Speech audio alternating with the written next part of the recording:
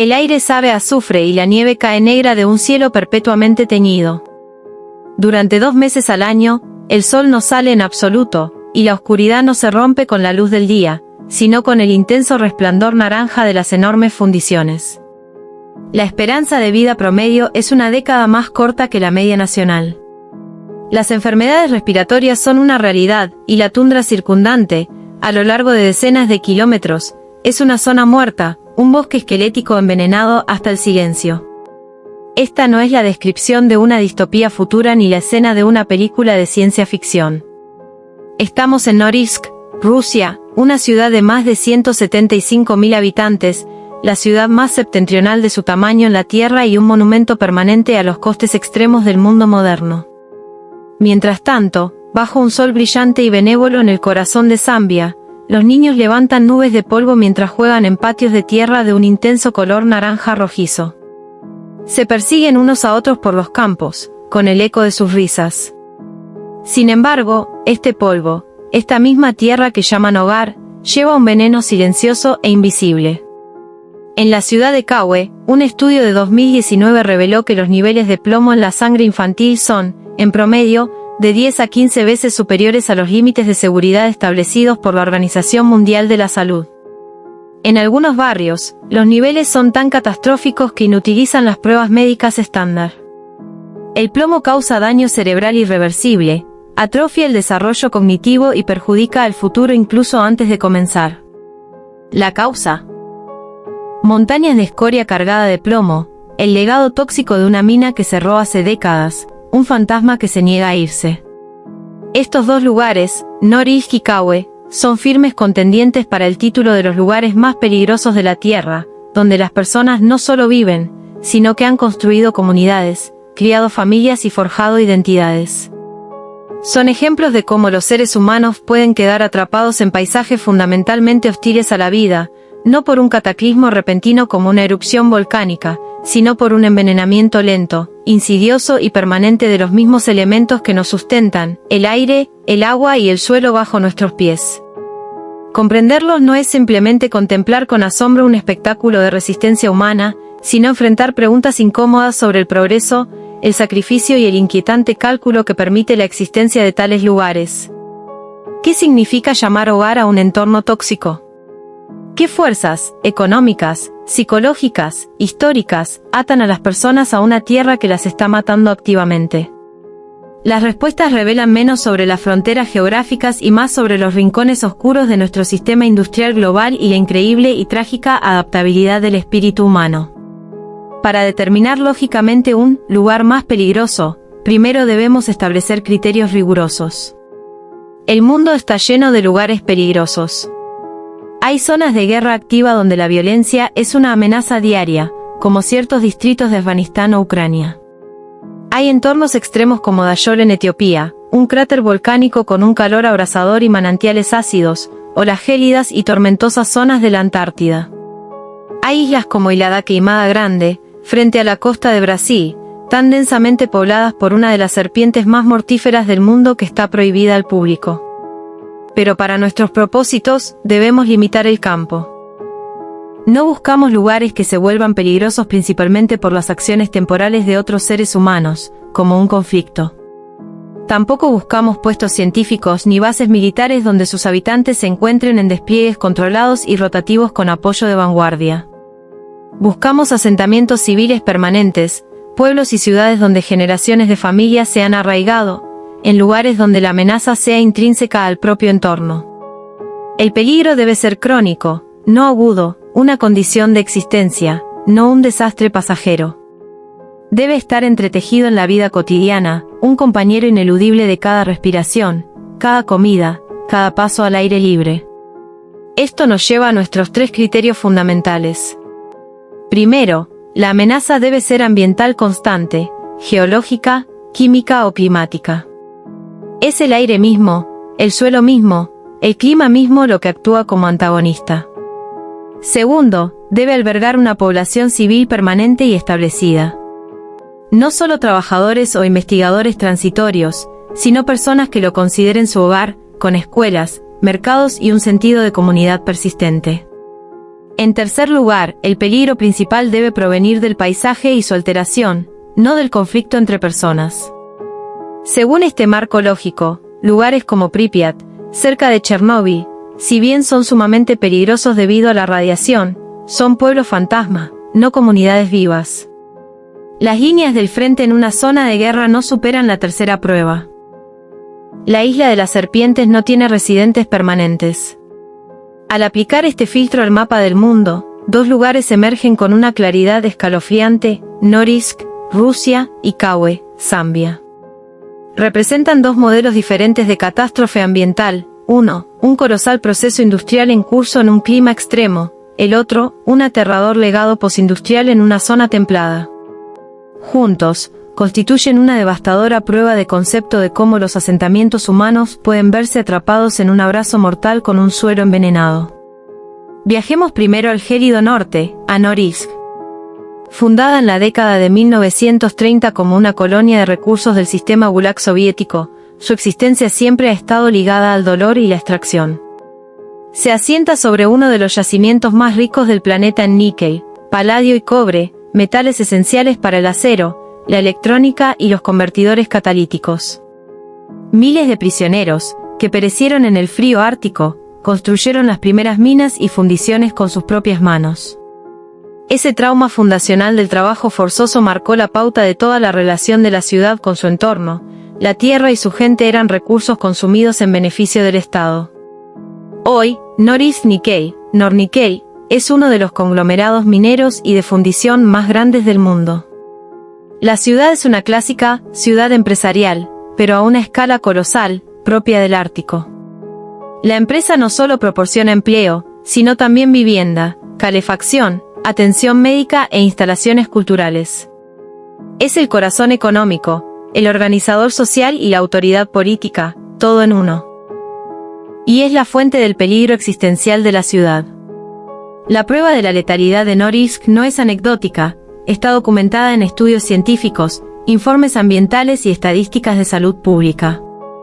Cada año, las fundiciones de Norilsk liberan más de 2 millones de toneladas de dióxido de azufre a la atmósfera, una porción significativa de las emisiones antropogénicas de azufre de todo el planeta.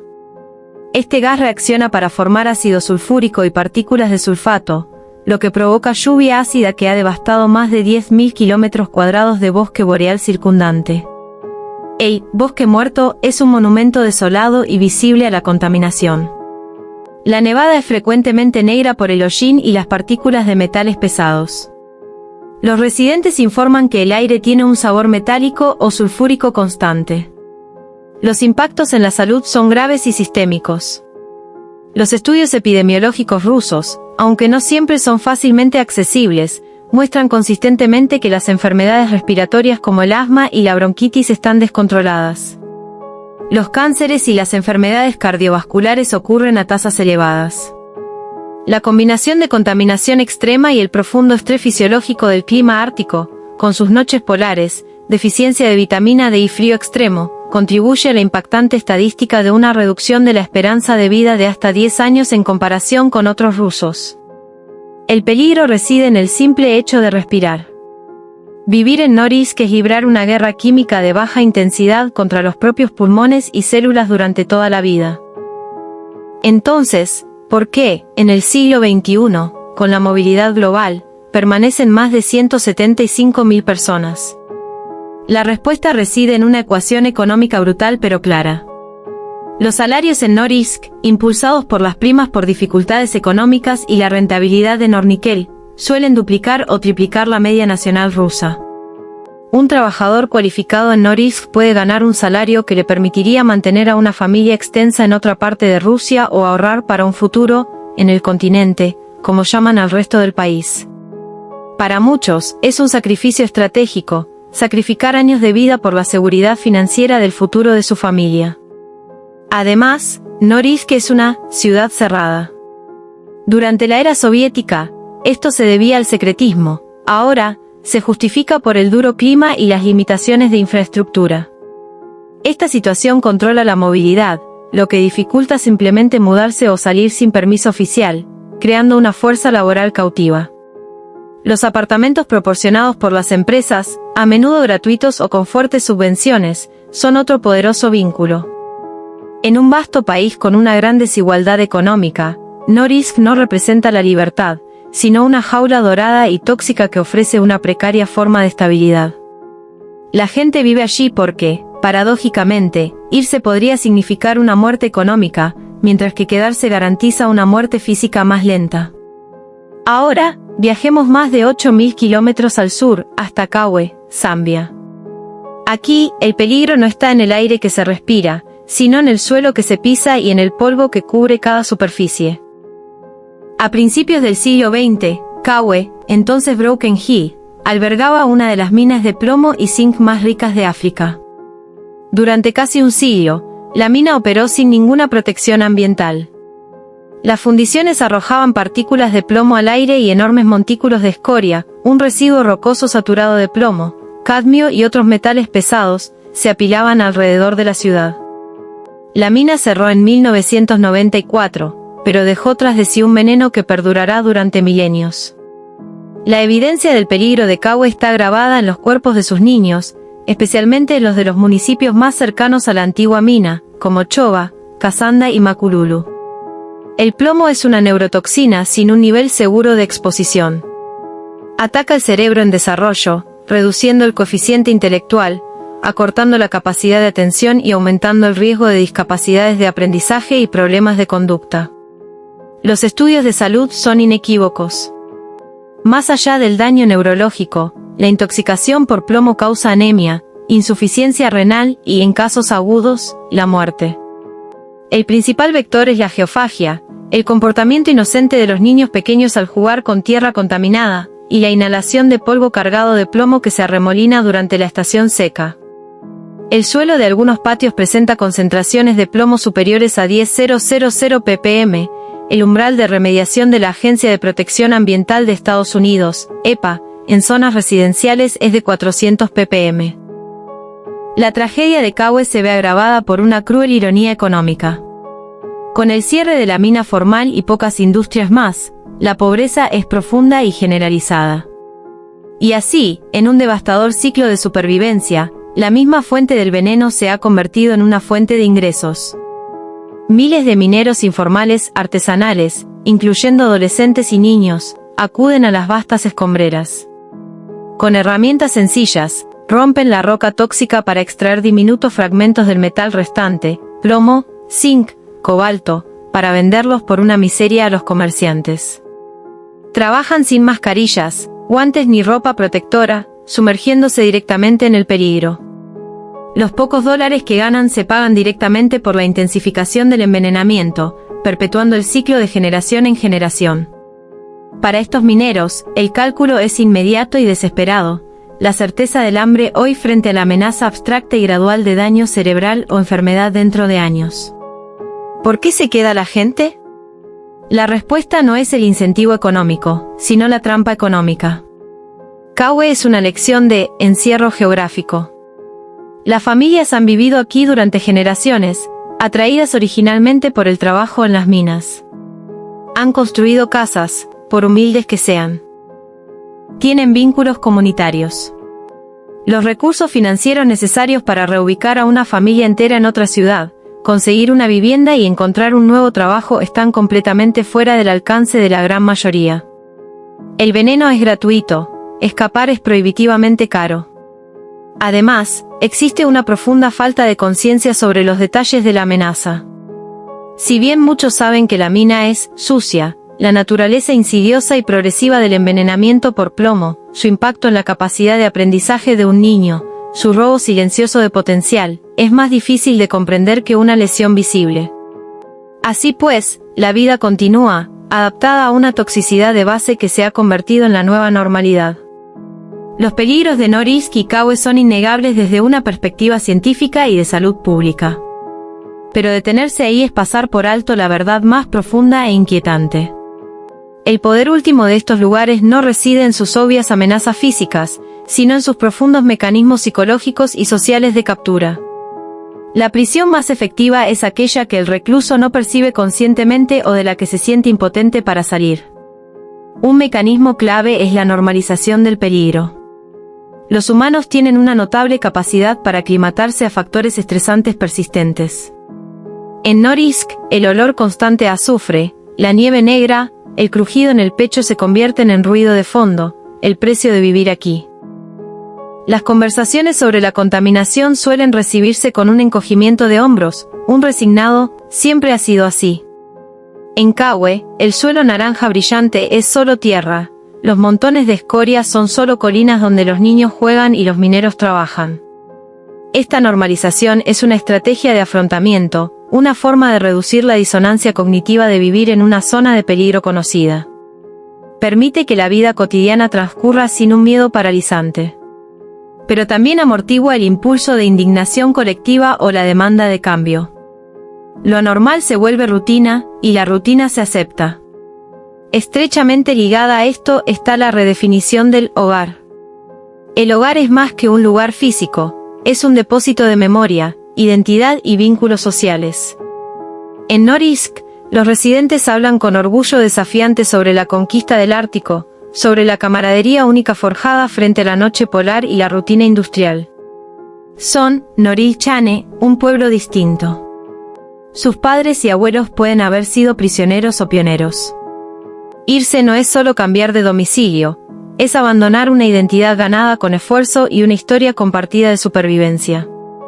En Kawe, el hogar es el complejo familiar, el barrio donde todos conocen tu nombre, las tumbas de los antepasados en el cementerio local. Desarraigarse significa abandonar toda esta red social y ancestral, a menudo para una existencia incierta y solitaria en un barrio marginal extenso y anónimo de Lusaka. El peligro conocido del hogar puede parecer más seguro que los peligros desconocidos del desplazamiento y el desarraigo. Luego está la dependencia artificial y la ilusión de poder elegir. En Norilsk, la entidad estatal corporativa lo proporciona todo. Marcharse significa abandonar voluntariamente ese sistema de apoyo, renunciando al apartamento garantizado, al alto salario, a la vida comunitaria estructurada, y aventurarse en la volátil economía rusa con potencialmente menos. El sistema está diseñado para que irse parezca una decisión irracional y arriesgada. En Kawe, la falta de opciones es aún más evidente. Es la lógica brutal de la pobreza. Cuando la lucha diaria consiste en encontrar comida y pagar las matrículas escolares, un envenenamiento multianual y multigeneracional es un lujo que no se puede permitir priorizar. La elección de quedarse no es una opción en absoluto, es la configuración predeterminada de una profunda restricción económica. En ambos casos, los sistemas externos, un monolito corporativo estatal en Norilsk, la negligencia económica global en Kawe, han creado un escenario donde soportar el peligro ambiental parece ser la opción más racional, o incluso la única. Sin embargo, dentro de estas prisiones de las circunstancias, el espíritu humano no se limita a sucumbir, se adapta, resiste y encuentra maneras de persistir. La vida en estos extremos no es un monocromático sufrimiento, está matizada por pequeños actos de desafío, comunidad e incluso alegría. En Norilsk, la adaptación se centra tanto en el clima como en la contaminación. Durante los 2 meses de noche polar, puede aparecer una afección conocida como síndrome polar, caracterizada por depresión, insomnio y ansiedad. La comunidad la combate con rituales deliberados. La bancha, la sauna rusa, se convierte en un espacio social sagrado para la purificación y la camaradería. Se promueven intensamente eventos culturales, conciertos y deportes para combatir la oscuridad. Cuando finalmente regresa el sol, la ciudad celebra el Festival del Sol del Norte con auténtico fervor.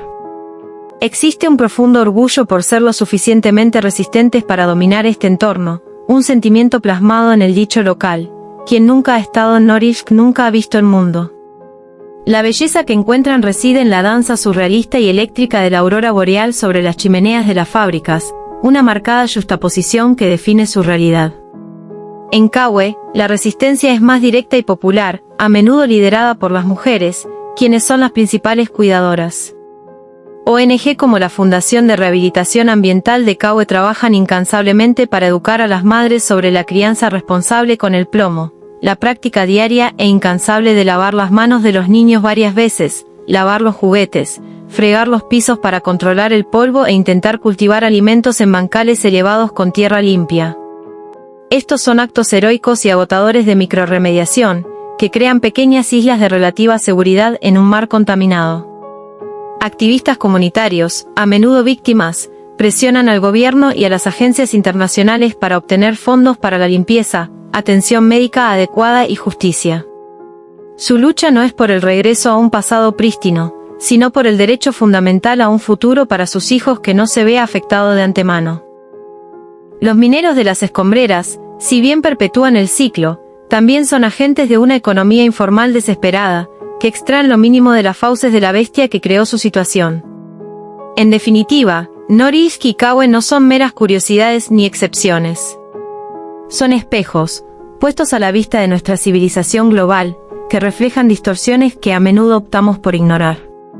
Son los extremos lógicos de los sistemas en los que todos participamos. Son, ante todo, zonas de sacrificio. Este término lo utilizan los sociólogos ambientales para describir áreas geográficas que se han visto permanentemente afectadas por una grave alteración ambiental o una desinversión económica, a menudo donde viven comunidades marginadas. Se consideran prescindibles en aras del bien común.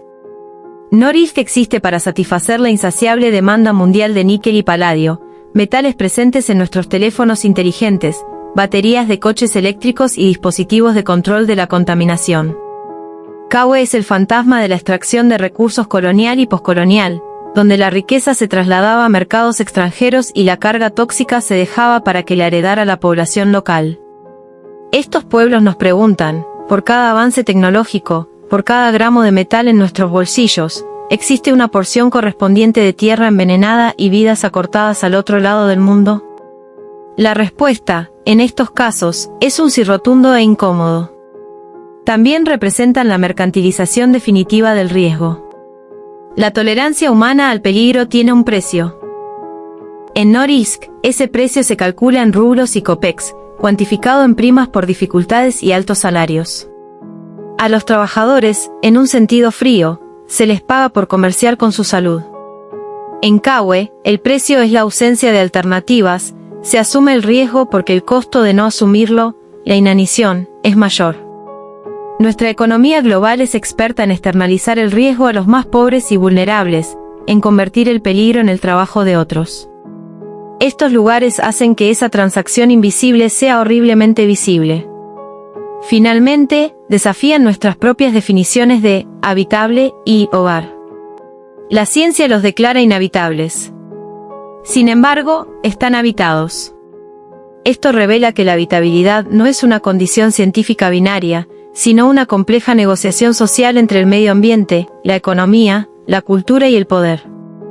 Hogar puede ser un lugar que te ama, o un lugar que te mata lentamente, pero al que perteneces a través de una red de memoria, obligación y falta de opciones. Los habitantes de Norilsk y Kawe no han elegido el peligro en abstracto, han elegido, o se han visto obligados a aceptar, el paquete de vida específico que viene con sus coordenadas en el mapa, un paquete donde el peligro se combina con la identidad, los ingresos y la comunidad. La historia de los lugares habitados más peligrosos del mundo no es, por lo tanto, un simple relato de víctimas y villanos. Es una narrativa compleja de violencia estructural, resiliencia humana e interconexión global. El dióxido de azufre de las fundiciones de Norilsk penetra en la atmósfera ártica, contribuyendo a los patrones de contaminación global. El envenenamiento por plomo en los niños de Kawe representa un robo de potencial humano que nos mina a todos. No son infiernos aislados, son puntos de presión en un sistema único y tenso. Observar Norilsk y Kawe es comprender que los lugares más peligrosos de la Tierra no son accidentes de la naturaleza. Son creaciones de la industria, monumentos a la desigualdad y testimonios de una lógica global brutal que permite que ciertas personas paguen el precio de la comodidad de otras. La gente vive allí no por ignorancia o insensatez, sino porque la historia, la economía y el poder no les han dejado otro lugar a donde ir. Su persistencia es la evidencia más contundente de un mundo que todavía está dispuesto a sacrificar lugares y personas en aras del progreso. Son la prueba oscura y perdurable de que, para algunos, el lugar más peligroso de la Tierra es, devastadoramente, su hogar.